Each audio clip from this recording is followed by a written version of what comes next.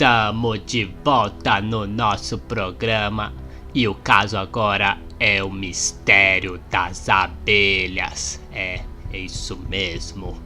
Esse é um caso muito importante, porque se as abelhas morrerem, as consequências vão ser muito graves.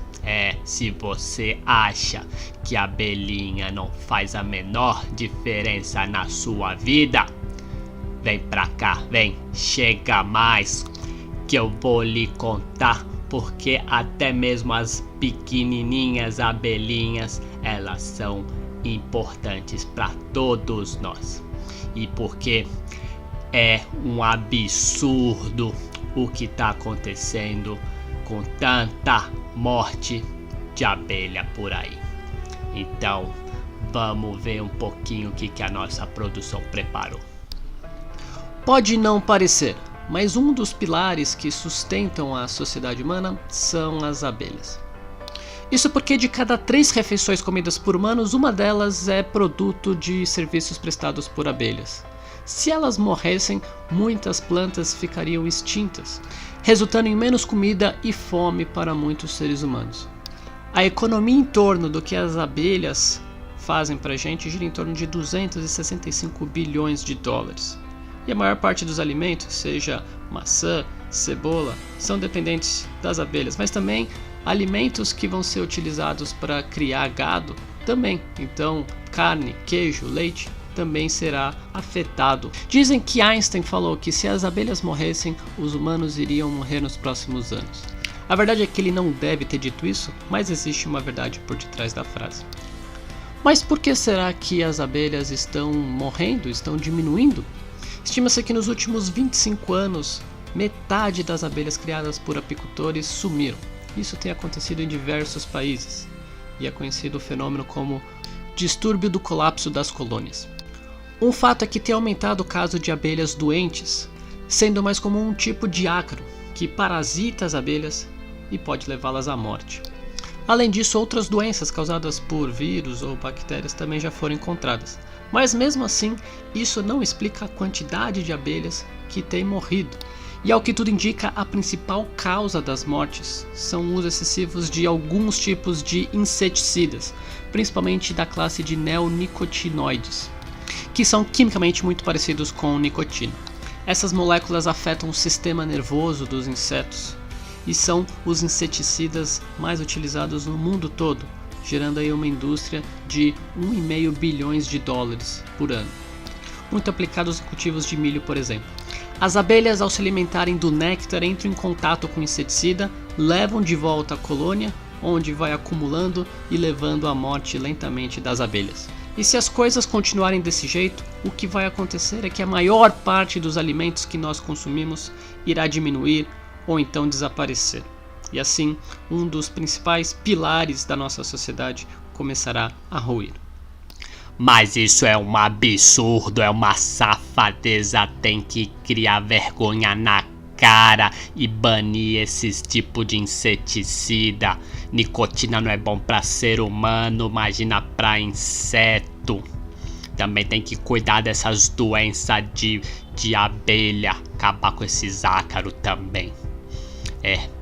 Tudo isso tem que ser feito para continuar com a polinização.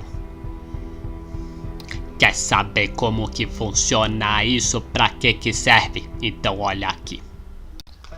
As flores são os órgãos reprodutivos das angiospermas e elas têm como função maximizar a fecundação dos gametas.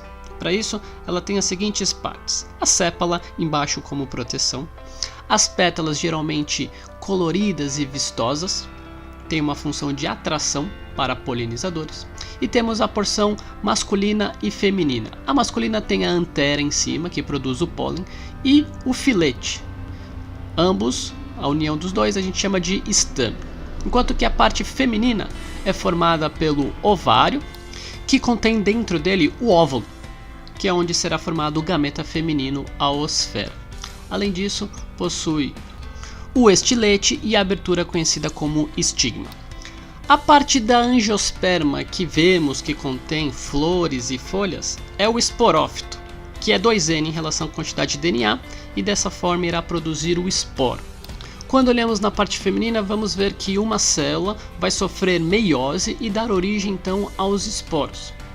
Só que desses 4, 3 acabam se degradando e sobra somente um esporo feminino, o megásporo, que irá crescer, aumentar de tamanho e vai sofrer mitose, 1, 2, 3 vezes consecutivas, gerando no total 8 núcleos. Dentro dessa estrutura, que agora vai ser conhecida como saco embrionário, que é o gametófito feminino. Estrutura a qual formará o gameta feminino, conhecido como osfera. Destacado em vermelho aí no esquema, perto da abertura do óvulo. Destaque também para os 2 núcleos mais centrais, chamados de núcleos polares, que não haverá formação de membrana, ficarão ali como núcleos mesmo. Muito bem, essa foi a parte feminina. E o que acontece na parte masculina das flores? Na antera, a gente vai ter a produção do pólen, que é constituído de 2 células, uma célula do tubo e uma célula germinativa. O pólen será transportado pelo vento ou de uma forma mais eficiente através de animais polinizadores e chegará no estigma, a abertura da parte feminina.